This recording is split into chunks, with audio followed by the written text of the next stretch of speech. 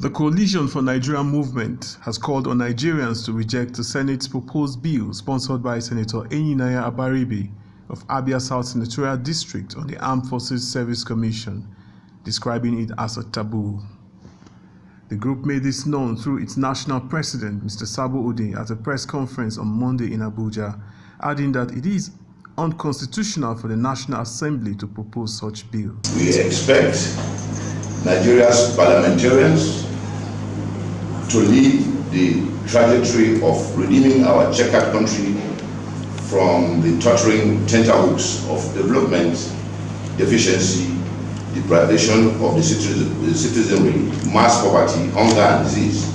But rather, and very resentfully, our lawmakers at the National Assembly and the Senate in particular have rather preferred to embark on senseless voyages in the pretext of legislation.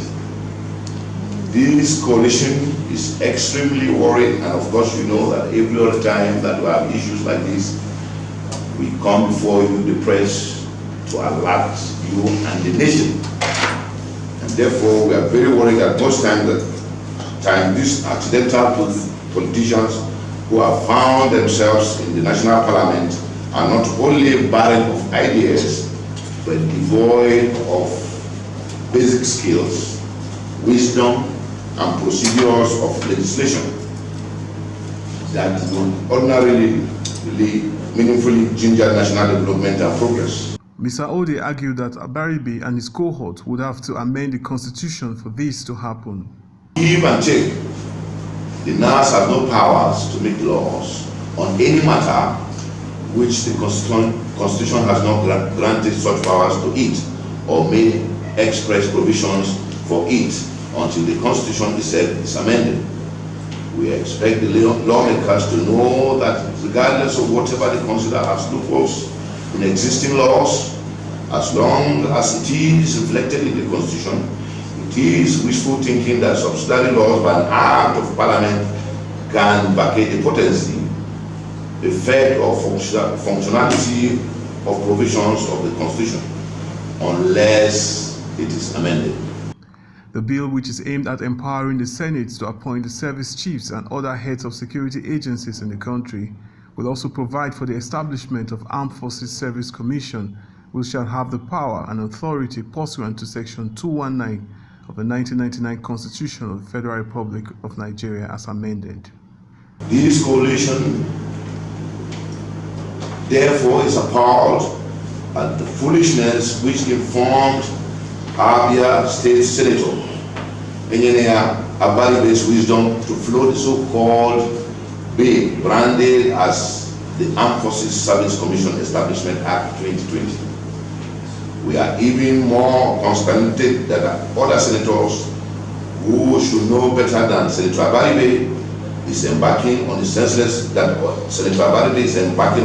body, sat back and endorsed an obviously worthless piece of legislation to proceed to the stage of second reading in the Senate.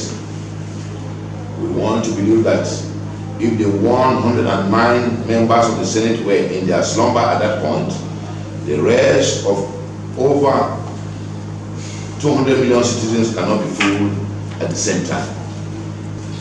But Section 217 and 218 of the same Constitution have already settled the supremacy of Mr. President in deciding who to appoint into service chiefs leadership, in compliance with the federal character principle, and federal character principle is not same as ethnic or religious character. The coalition of eminent and patriotic citizens consequently employ all patriots everywhere in Nigeria and abroad to rise against this bill and its contents. It is narcissistic and anti-democratic and a prelude to chaos and a breach of public law and order. The same aberration echoed same week in the House of Representatives.